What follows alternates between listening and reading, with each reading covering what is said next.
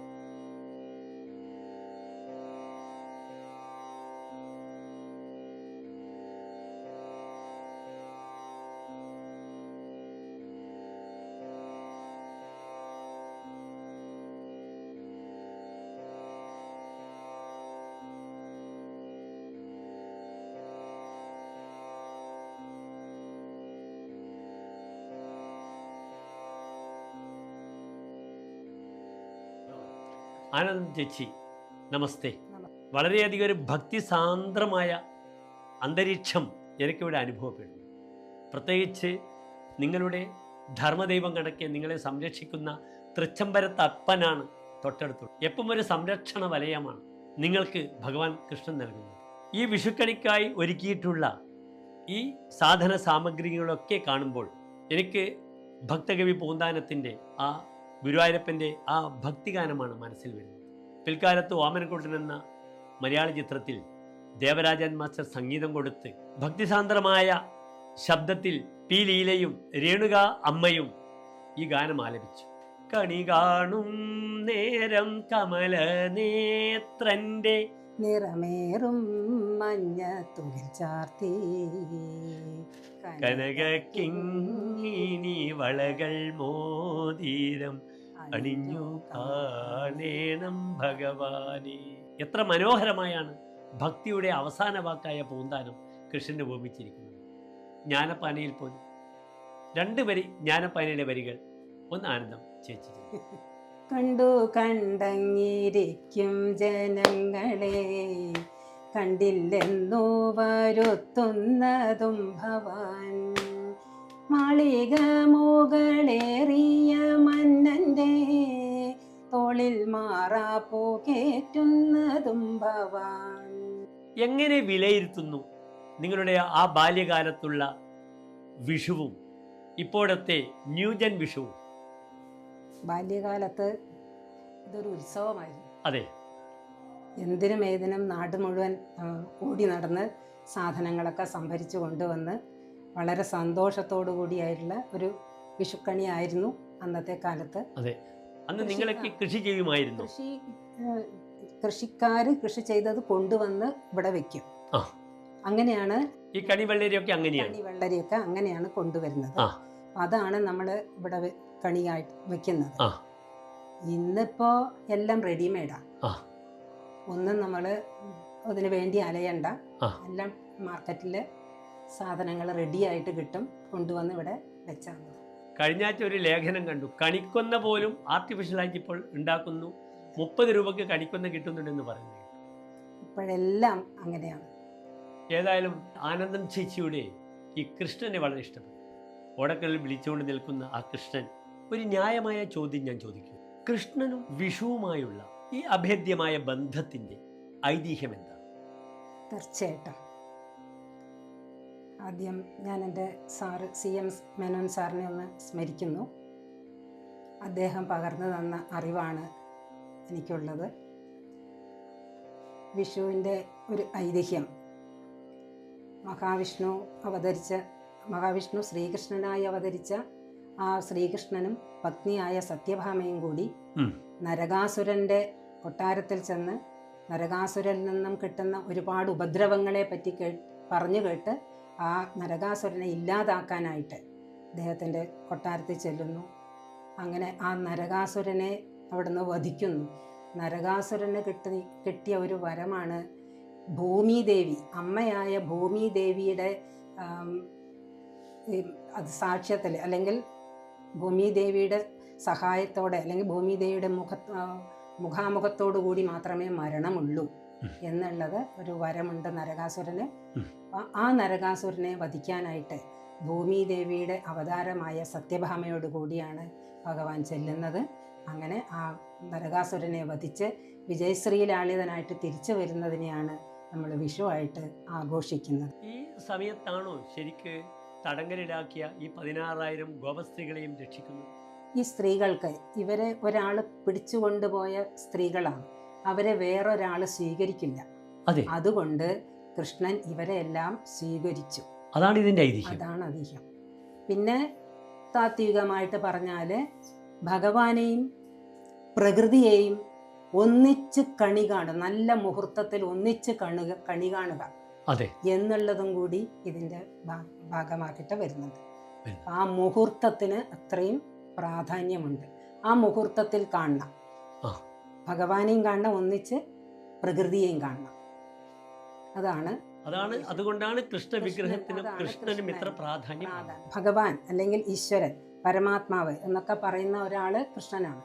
അപ്പൊ ആ കൃഷ്ണനെയും പ്രകൃതി, ഈ ഇവിടെ വെച്ചിരിക്കുന്ന എല്ലാ വിഭവങ്ങളും പ്രകൃതിയിൽ നിന്ന് കിട്ടുന്നത്. അതെ, അപ്പൊ ആ പ്രകൃതിയും ഒന്നിച്ച് കണി കാണുക നല്ലൊരു മുഹൂർത്തത്തിൽ, മനുഷ്യന്റെ ഉയർച്ചയ്ക്ക് വേണ്ടി ഉള്ള ആ മുഹൂർത്തം, അത് ഒരു സംവത്സരത്തേക്ക് നമുക്കത് അങ്ങനെ അനുഭവപ്പെടും എന്നുള്ള ആ വിശ്വാസമാണ് നമ്മളെ ഇങ്ങനൊരു വിഷുക്കണിയിലേക്ക് കൊണ്ടുവന്നിരിക്കുന്നത്.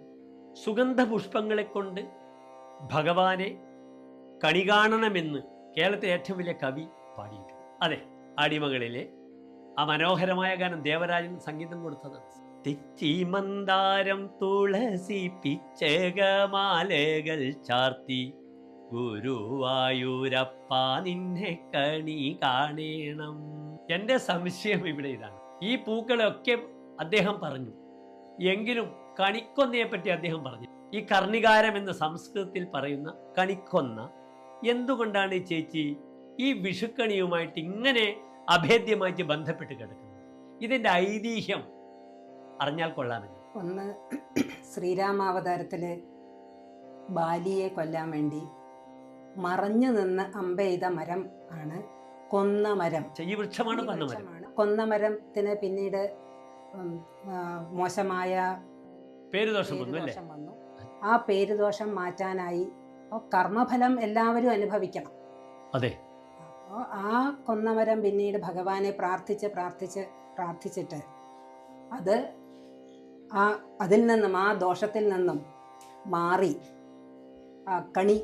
വിഷുക്കണിക്ക് എടുക്കുന്ന രീതിയിലായിട്ട് അത് അതിന്റെ ആ ദോഷം മാറി വന്നു. ഭഗവാന്റെ അനുഗ്രഹം ലഭിച്ചു. അനുഗ്രഹമാണ്. ഇങ്ങനെ മരങ്ങൾക്കും ഭഗവാന്റെ അനുഗ്രഹമുണ്ട്. രണ്ടാമത്തെ ഐതിഹ്യം ആരുമായി ബന്ധപ്പെട്ട് കിടക്കുന്നു? ഭഗവാൻ കൃഷ്ണന്റെ കൃഷ്ണനുമായിട്ട് തന്നെയാണ്. ചെറിയ ഒരു കുട്ടിയായിട്ട് കാണാൻ ഒരു കൊച്ചുകുട്ടിക്ക്, ഭക്തനായ കൊച്ചുകുട്ടിക്ക് തോന്നി, ചോദിച്ചു. ബാലാവതാരം കാണാൻ താല്പര്യം വന്നു, ആഗ്രഹം വന്നു. അപ്പോ ഭഗവാൻ ആ അരഞ്ഞാണം, അതെ, അത് ആ കുട്ടിക്ക് ഭഗവാൻ ഈ രൂപം കൊണ്ട്, ബാലാവതാര രൂപം എടുത്തു, ആ അരഞ്ഞാണം ആ കുട്ടിക്ക് കൊടുത്തു. പിറ്റേ ദിവസം ക്ഷേത്രത്തിൽ വന്നപ്പം അരഞ്ഞാണം കണ്ടില്ല. അപ്പൊ ആ കുട്ടി കെട്ടതാണെന്ന് പറഞ്ഞു വരുത്താൻ തുടങ്ങി. അപ്പൊ അമ്മയ്ക്ക് സങ്കടം വന്ന് ഈ അരഞ്ഞാണത്തിനെ വലിച്ചെറിഞ്ഞപ്പോൾ അതൊരു മരത്തിൽ ഉടക്കി നിന്നു.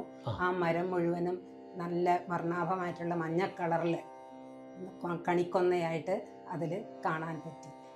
അതോടുകൂടി കണിക്കൊന്നയ്ക്ക് വീണ്ടും വിഷുവിന് പ്രധാനപ്പെട്ട ഒരു പുഷ്പമായിട്ട് പ്രാധാന്യം വന്നു.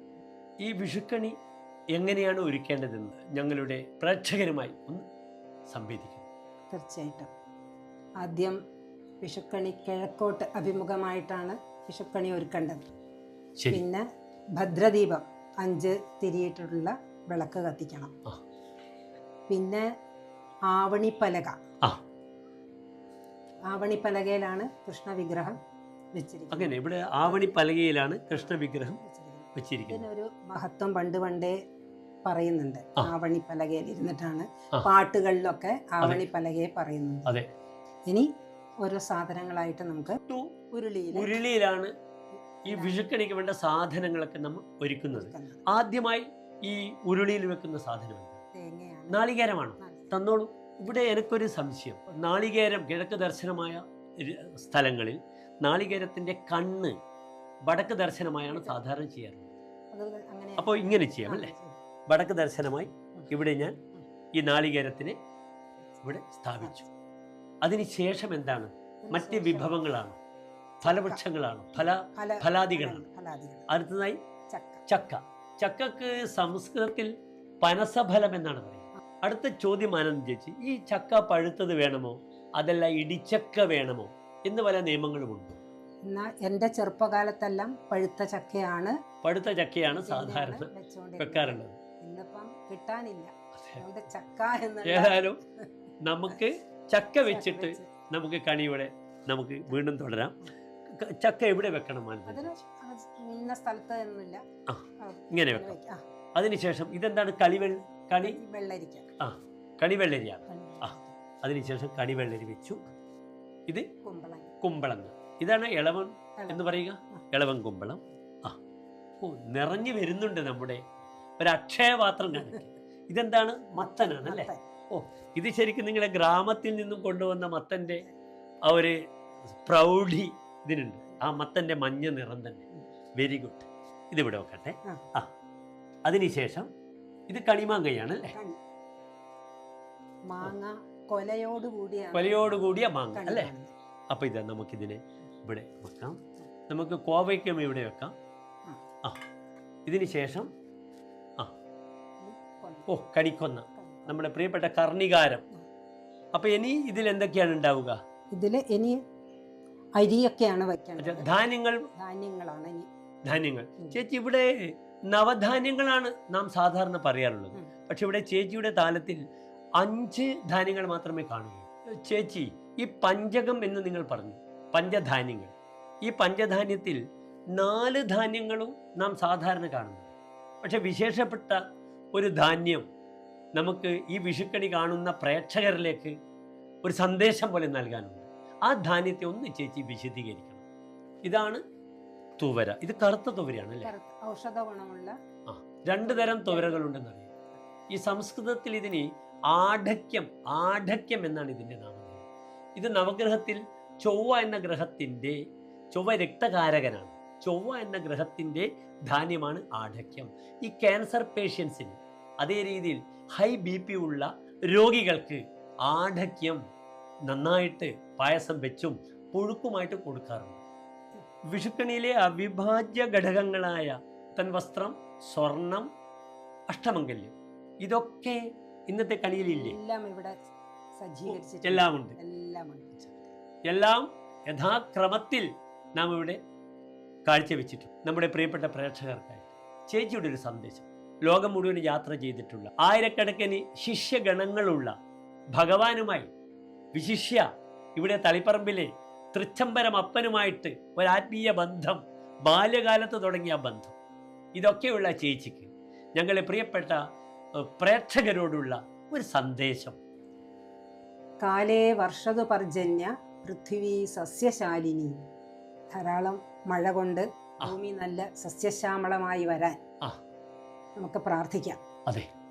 പിന്നെ ലോകാ സമസ്ത സുഖിനോ ഭവന്തു. അങ്ങനെ സസ്യശ്യാമളമായിട്ടുള്ള ഈ ഭൂമിയിൽ എല്ലാവരും സുഖമായി ജീവിക്കാൻ നമുക്ക് പ്രാർത്ഥിക്കാം. ലോക സമസ്ത സുഖിനോ ഭവന്തു എന്ന ആ ആർഷ വാക്യത്തെ പ്രിയപ്പെട്ട പ്രേക്ഷകർക്ക് നൽകിക്കൊണ്ട് സമൃദ്ധമായ ഒരു വിഷു ആശംസിച്ചുകൊണ്ട് നമ്മുടെ കൂടെ ആനന്ദം ചേച്ചി നൽകിയ ഈ വിഷുക്കണി ദർശനത്തെക്കുറിച്ചുള്ള എപ്പിസോഡ് ഇവിടെ സമാപിക്കുകയാണ്.